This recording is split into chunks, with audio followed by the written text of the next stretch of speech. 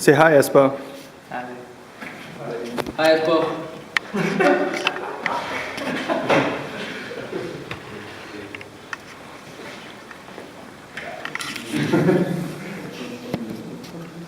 All right, you guys ready?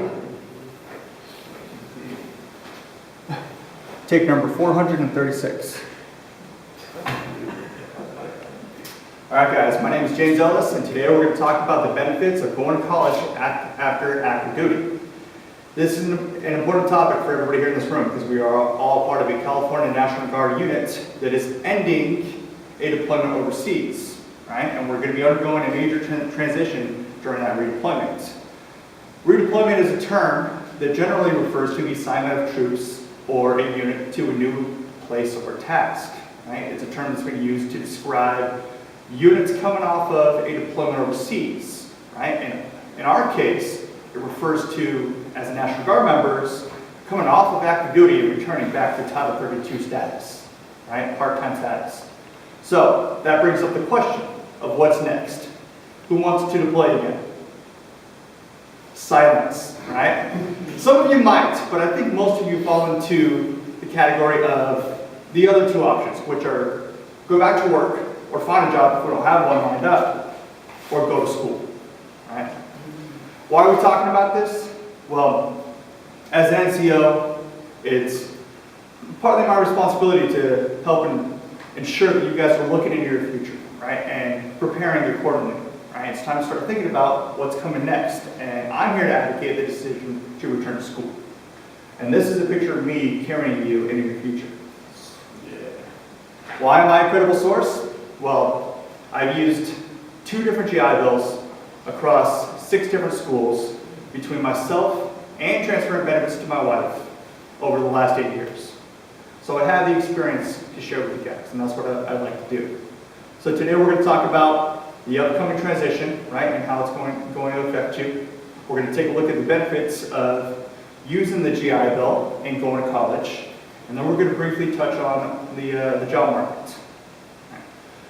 So you're about to undergo some drastic changes throughout this upcoming transition, right? First, we're going to take a look at the major differences between being deployed and being home.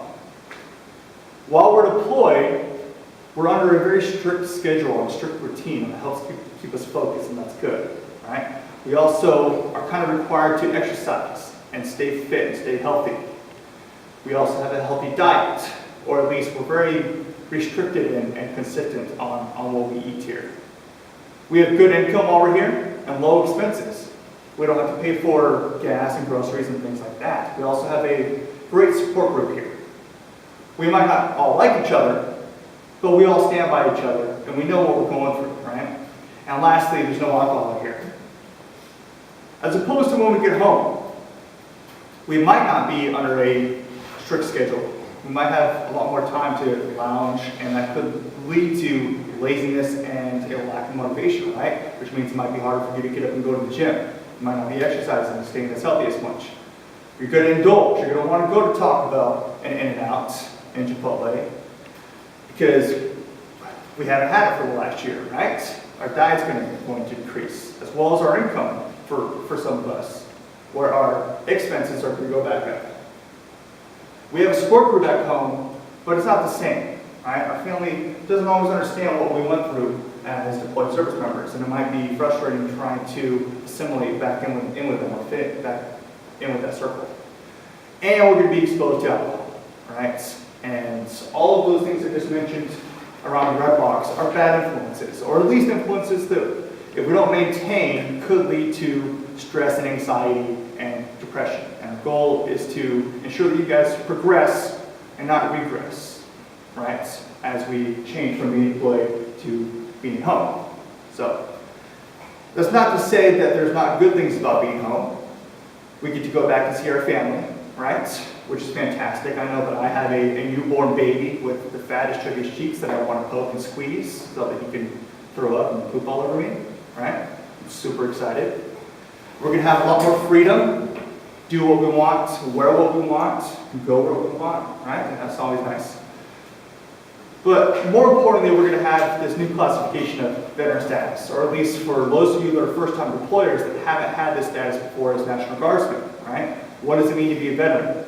Well, you're going to have options of different health care. You're going to have different home buying programs accessible to you. You're going to have entrepreneurship opportunities. You're going to have federal state protections from discrimination when getting hired. And the one that we're going to highlight the most is you're going to have access to the post 9/11 GI Bill, right? Those are just some of the benefits of having this new classification of being a veteran, right?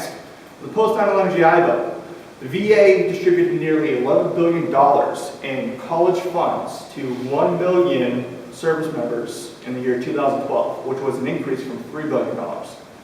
Of that $11 billion, $8.5 billion came just from the post 9/11 GI Bill, right? So why is this new post 9/11 GI Bill, which was enacted in 2011, so great? The rundown. It's eligibility based, right? You have to serve at least 90 days of continuous active duty service, up to 3 years for 100% of benefits, which include tuition coverage, a monthly housing allowance at the rate of E5 with dependents based on the zip code of where the school is located at, right, regardless of your rank. A $1,000 annual stipend for books and supplies paid directly to you, right? The ability to transfer your benefits to your spouse or a dependent, right? You receive 36 months naturally of the post 9/11 GI Bill, but you would also combine it for up to 48 months of full benefits with another GI Bill program. And if you guys want more information on it, you can go to benefits.va.gov for a full rundown on all of the facts. So I'm going to give you guys an example. We're going to take a look at Specialist Fernandez here, who's coming off of his first deployment overseas. He's thinking about going back to school, aren't you, Fernandez? Yeah. So Fernandez lives in San Jose, California, right? And the state's looking at it in San Jose State University. I want to run through this real quick, guys. All right? There's a lot of numbers we can throw out here. The school cost at San Jose State for one semester is $3,800. From that, there's about $990 in fees, which puts our tuition at $2,800. If you're taking a full load for Fernandez, so 12 units per semester, that puts our unit cost at $240 per unit. That's good. We'll come back to that, all right? Your annual school fee for 2 semesters will be about $7,700. You're also going to need some books, right? Average is about $300 per semester, so $600 for the year. You're also going to need to pay rent and live somewhere, right?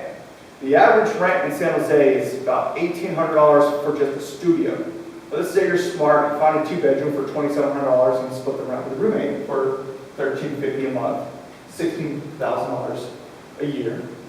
And let's say you allot yourself $200 a month, right, for spending, bills, stuff like that, which adds up to $2,400 total allotment for the year. We estimate that it's going to cost you about $26,000 a year to attend school, right? Do you want to pay for that out of pocket or with student loans, or do you want help? Just take a look at the options, right?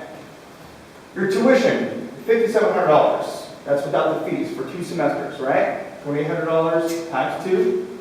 A year is $5,700.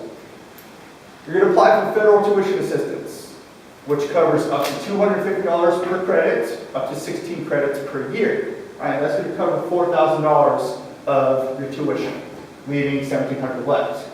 Now we're going to use the post 9/11 GI Bill. You're only rated at 60% because you only have a year of service, right? But that's fine. The 60% is going to apply to what's left of your tuition and cover and pay $1,000 out towards it, right? Leaving about $700 left. You're smart. You also apply for the federal assistance and you get the Pell Grants for a total annual allotment of $5,700, right? That covers the rest of that $700 of tuition, and now you have $5,000 left to pay for the rest of the fees, right? The work part of the tuition. And you're now in a surplus of $3,000, all right? You have books that you got to buy that are probably going to cost about $600, right? Well, you're going to get $600 a year at 60% rate for your stipend through the post 9/11 GI. That's covered. Your rent and allowance, right? $1,350 plus about $200 a month for spending is $1,500. Your monthly BAH in San Jose that you're going to get allotted, right? At 60% is $2,100.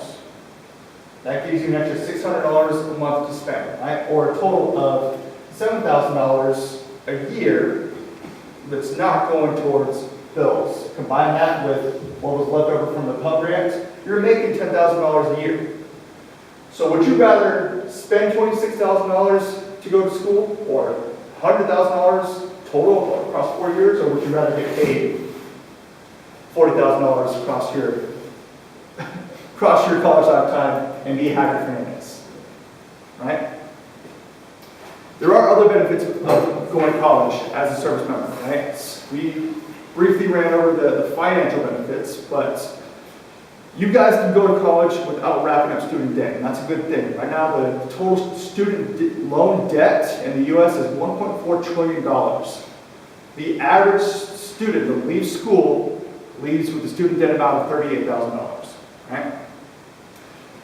If you use your benefits correctly, you can pretty much give yourself a comparable wage by going to school as you would with just a high school diploma, right? We're also recreating the sense of community by putting you in school, right? We don't want you at home sitting on the couch by yourself, hungover. We want you being productive, right? And we also want to make you a marketable employee, right? And we're going to talk about that in more detail in just a sec.